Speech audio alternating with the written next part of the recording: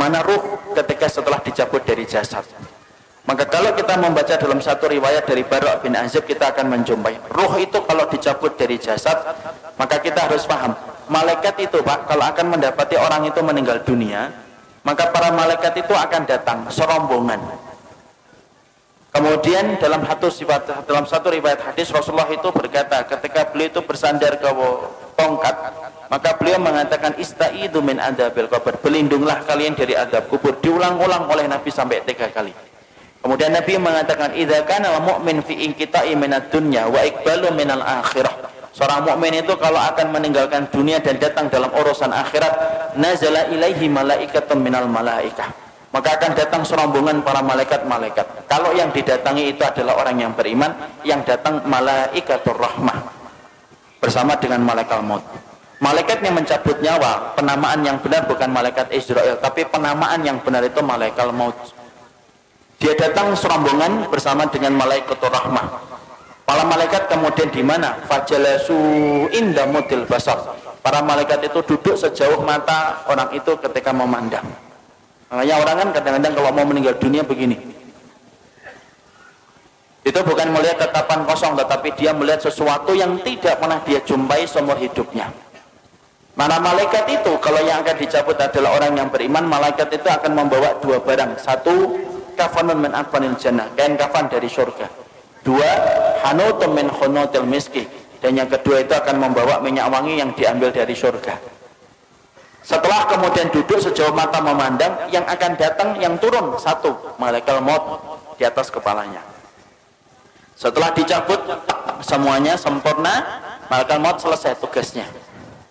Kemudian diserahkan kepada malaikatur rahmah.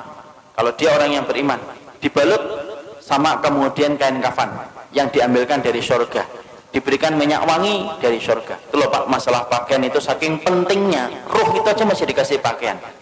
Makanya orang kalau sampai ngeremehin aurat itu kebangetan. Karena ruh saja ditutupin itu, kemudian bagaimana dengan kain kafan yang diambil dari surga. Ditutup dengan kain kafan dari surga. Lalu kemudian dibawa ke langit yang pertama. Setelah dibawa ke langit yang pertama, Rasulullah mengatakan fastaftahu lahumul bab. Mereka meminta supaya dibukakan pintu langit yang pertama. Pintu langit yang pertama terbuka. Kemudian mereka memasuki pintu langit yang pertama. Karena sesungguhnya langit itu ada 7 lapis. 1, 2, 3, 4, 5, 6, 7. Satu lapis dengan lapis berikutnya sejarak 500 tahun perjalanan. Lapis yang kedua dengan lapis yang ketiga 500 tahun perjalanan. Atasnya Pak ada pohon bidara Pak, makanya dinamakan Sidratul Muntaha. Sidrah itu bidara, Muntaha itu puncaknya langit. Di atas langit yang ketujuh ada lautan. Dari dasarnya sampai permukaannya 500 tahun perjalanan. Di atas yang tempat yang begitu besar, itulah nanti kemudian yang menjadi salah satu tempat arasnya Allah. Maka naik itu melewati langit yang pertama. Seluruh para malaikat gemuruh Pak, cuma kita tidak mendengar. Kita tidak pernah mendengar itu. Makanya dijadikan, kenapa pendengaran kita terbatas? Kalau dijadikan pendengaran kita sensitif, malah tidak bisa tidur.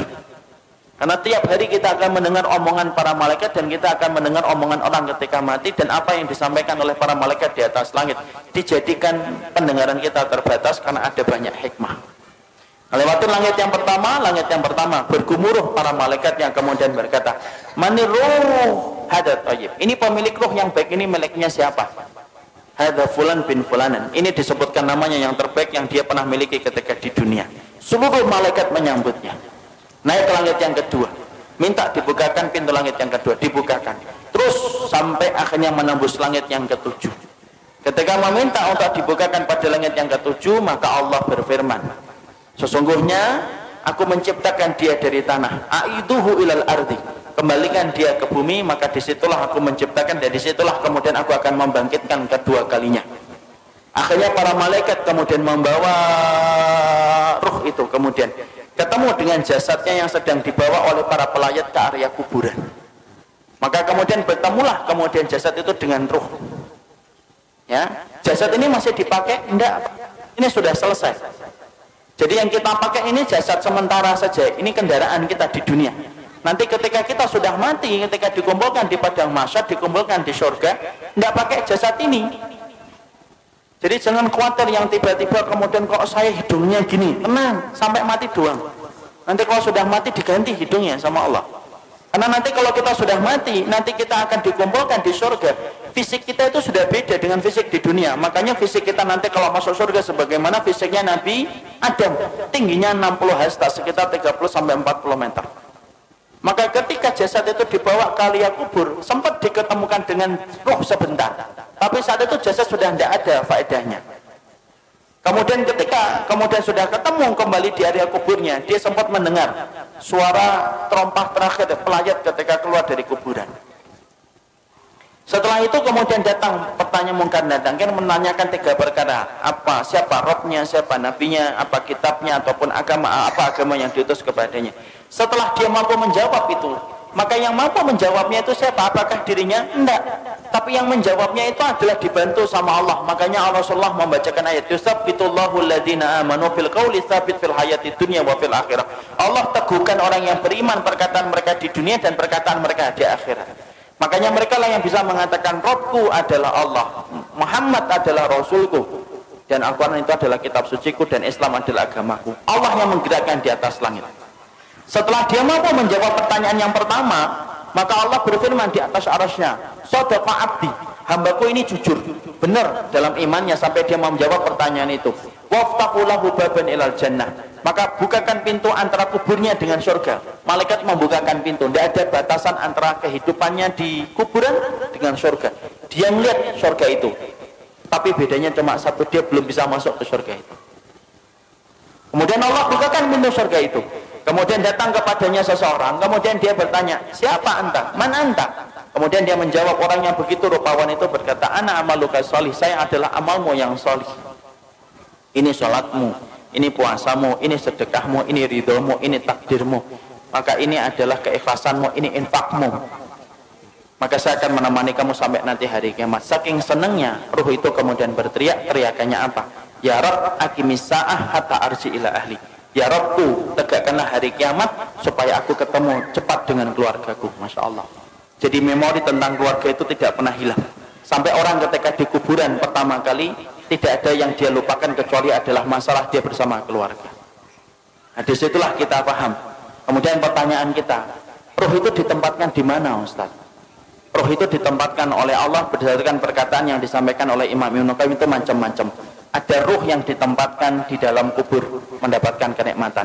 Ada ruh yang ditempatkan yaitu di tempat-tempat yang berbeda. Ada ruh antara langit dan bumi. Ruhnya siapa? Orang yang punya hutang ketika dia tidak membayarkan hutang itu sampai dia meninggal dunia. Ada ruh yang kemudian ditempatkan di tanur. Tanur itu tempat kayak periuk, masuknya kecil, keluarnya besar. Dalamnya itu ke bawahnya besar. Untuk siapa tanur itu? Tempat bagi ruh mereka yang dulunya ketika di dunia berzina dan tidak bertobat sampai mati, dibakar oleh Allah selamanya sampai nanti hari kiamat itu datang. Dan mereka berusaha keluar tetapi tidak bisa keluar. Imam Ibnu Qayyim menjelaskan itu tempat bagi para pezina yang tidak bertobat sampai dia mati.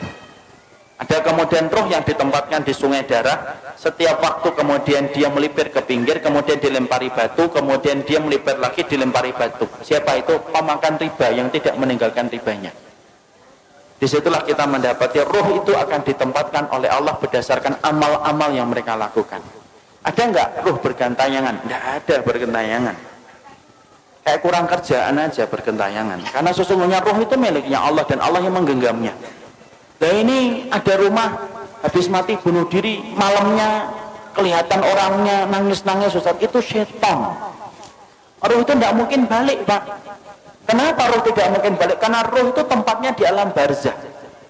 Dan barzah itu kenapa disebut dengan barzah? Tembok tebal yang tidak bisa ditembus itu namanya barzah. Nah kalau ruh itu masih bisa seliweran dalam kehidupan dunia, penamaan barzah itu batal demi hukum. Karena kemudian masih bisa ditembus, makanya tidak bisa balik. Ada tembok tebal, sebagaimana Allah sampaikan dalam surat Al-Mu'minun ayat yang ke-100, tidak bisa balik. Apalagi sampai kemudian balik, ngeliatin anaknya, rumahnya. Ya kalau rumahnya nggak dijual, kalau rumahnya dijual kan jadinya sedih. Loh, kok sudah ganti orang ya? Karena nggak ada yang bisa balik, Pak.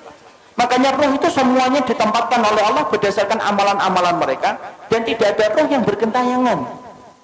Makanya kemudian kalau kita dapatin ada tempat-tempat, ada orang mati bunuh diri kok kelihatan ada hantunya, itu bukan ruh, tapi itu setan yang mencari celah dan kesempatan supaya dia itu ditakutin. Kenapa setan itu senang untuk menakuti manusia? Karena setan tahu syirik itu mulainya pertama kali ketika takut. Orang kalau sudah takut maka cenderung gampang untuk melakukan syirik. Kalau sudah syirik nyebar kemenyan. Kalau sudah syirik dia akan kemudian korban di situ, di tempat yang dia takutin. Kalau sudah takut dia akan lewat sambil mengatakan, "Kula nuwun Mbah, ngapunten, lewat Mbah, lewat." Itu kemudian mulainya dari ketakutan. Makanya kemudian tidak ada ruh yang bergentayangan, itu tidak ada. Yang ada itu apa? Setan. Karena setan itu bisa berubah wujud apa saja. Anjing hitam perwujudan dari jin, ular hitam perwujudan dari jin. Kemudian setan bisa berubah manusia, bisa. Makanya kita dapati ketika Nabi mau dibunuh, siapa yang memberikan saran mengumpulkan 10 pemuda untuk membunuh Nabi Muhammad? Itu setan dalam bentuk manusia. Karena setan itu bisa berubah apa saja, Pak. Dan dia bisa menjadi hantu untuk menakuti manusia. Tetapi roh itu tidak bisa bergentayangan. Roh itu berada pada alam barzah. Dan disebut alam barzah itu karena tidak bisa ditembus dengan apapun. Ya, nggak bisa ditembus apapun. Makanya kalau kita berbicara masalah hantu, hantu itu kan Masya Allah, hantu itu kan beda-beda kan di setiap negara dan setiap wilayah. Kalau di Amerika, hantu itu apa? Hantu itu keren, pakai jas, kemudian giginya runcing, sukanya gigit leher, enak itu. Itulah yang disebut dengan Dracula. Itu hantu Amerika. Kalau Cina beda lagi, hantunya lompat-lompat gitu. Kalau kemudian ada warna kuning berhenti dia, itu hantu Cina. Kalau Indonesia itu yang paling ini, Indonesia apa? Ngesot gitu ya. Itu Indonesia, Masya Allah. Ini produk karena penjajahan Belanda. Sampai bayangin hantu itu nelongso gitu loh. Yang paling keren itu ya Amerika, pakai jas, giginya runcing, takut sama matahari. Kenapa kok manusia itu ketika bayangin hantu itu beda-beda? Karena memang hantu itu hasil dari kemudian bayangan kita sendiri. Ketika setan itu kemudian menakuti kita supaya kita melakukan kesyirikan ketika sudah takut. Makanya tidak ada yang namanya roh itu bergentayangan, itu tidak ada, Pak. Kata Imam Ibnu Qayyim, roh itu ditempatkan oleh Allah berdasarkan dengan amalnya. Ada roh yang ditempatkan di dalam tembolok burung hijau. Rohnya siapa? Orang yang mati syahid ditaruh dalam tembolok burung hijau, kemudian rumahnya di bawah arsy. Arsy-nya Allah, mereka tinggal bergantung itu. Kemudian mereka masuk surga di waktu pagi, kemudian pulangnya di waktu sore. Tidurnya di bawah arsy-nya Allah. Ada orang solih ditempatkan di dalam tembolok burung tapi bukan hijau. Dia masuk surga tetapi kemudian dia tidak bisa menikmati sebagaimana para syuhada. Ada roh yang ditempatkan ila rafiqil a'la. Makanya Nabi ditanya, ya Rasulullah, oleh Aisyah, ya Rasulullah, apakah engkau akan meninggalkan kami? Kemudian Nabi menjawab, ila rafiqil a'la, menuju kepada tempat kumpulan teman-temanku yang solih. Itu menunjukkan apa? Roh itu ada tempatnya sendiri. Makanya kalau kita bertanya, apakah roh itu bisa ketemu dengan roh-roh orang lain? Imam Ibnu Katsir menjawab, iya, roh itu bisa bertemu, Pak, selama mereka sama-sama mendapatkan kenikmatan. Tapi bertemunya mereka tidak ada kaitannya dengan kehidupan di dunia. Makanya kemudian Imam Ibnu Katsir itu mengatakan, innal arwah muqassamatun ila qismain. Roh itu terbagi menjadi dua. Ada roh yang mendapatkan kenikmatan, ada roh yang mendapatkan azab. Roh yang mendapatkan kenikmatan, mereka kumpul. Sebagaimana Nabi mengatakan, ila rafiqil a'la. Beliau ingin ketemu dengan rohnya Nabi Musa, rohnya Nabi Ibrahim, rohnya Nabi Nuh, rohnya Nabi Adam. Itu yang dipilih oleh Nabi ketika beliau sebelum meninggalnya dan wafatnya. Beliau mengatakan apa? Ila rafiqil a'la. Makanya Nabi detik-detik ketika sebelum meninggal, beliau melihat ke langit, kemudian beliau mengatakan ila rafiqil a'la, tangan beliau jatuh, kemudian kepala beliau bergeser. Akhirnya beliau meninggal dunia. Berarti roh itu kumpul enggak dengan roh yang lainnya? Roh itu kumpul dengan yang lainnya selama mereka sama-sama beriman. Kecuali roh yang mendapatkan adab. Innal arwah mu'adzabah la tatakian. Sesungguhnya kalau roh yang mendapatkan adab, mereka tidak ketemu. Tapi roh yang kemudian mendapatkan kenikmatan, mereka saling ketemu. Mereka saling ketemu. Dan mereka saling bertanya. Makanya Imam Ibnu Katsir sampai berkata, roh itu kalau kemudian ada yang meninggal, kemudian roh ini orang yang beriman ketemu dengan saudara-saudara mereka yang sebelumnya sudah meninggal, mereka saling bertanya, gimana kabar keluargaku? apa yang terjadi, itu anakku sudah punya anak ataukah belum. Dia akan nanya kepada roh yang baru balik ketika sama-sama mendapatkan kenikmatan. Jadi contoh paling kasusnya Pak, ini saya kaji cukup panjang bersama dengan riwayat-riwayat yang saya peroleh dari dalam riwayatnya Imam Qurtubi. Saya ini misalkan dalam rumah saya, ibu saya meninggal 4 tahun yang lalu. Ibu saya meninggal 4 tahun yang lalu.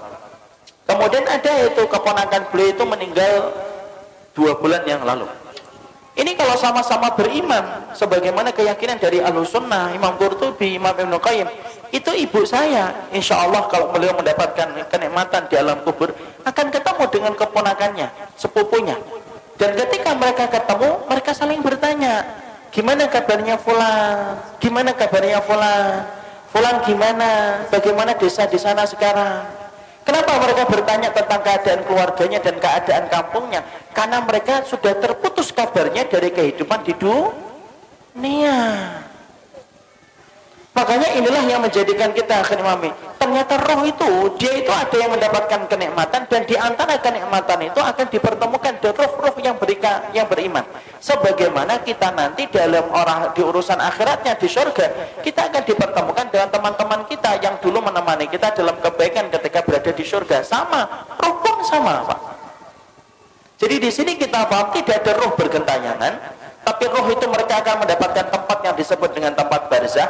Disebut tempat itu barzah karena tidak bisa ditembus dengan apapun, dan roh yang mendapatkan kenikmatan saling bertemu dengan roh-roh orang yang beriman yang juga mendapatkan kenikmatan. Jadi misalkan di sini di Tangmangu ini kalau ada yang sudah meninggal gitu, kalau yang meninggalnya baik, ternyata di kuburan dia mendapatkan kenikmatan, ada saudaranya juga yang meninggal lebih dulu kemudian mendapatkan kenikmatan, itu saling ketemu. Itu saling ketemu deh. Dan itu mudah bagi Allah. Makanya Imam Ibnu Katsir itu menyampaikan itu mudah bagi Allah, karena itu merupakan bagian dari kenikmatan yang Allah berikan sebelum mereka menunggu urusan akhirat ketika kiamat ditegakkan oleh Allah. Nah itulah yang menjadikan akhirnya Masya Allah ya, sedemikian masalah roh itu.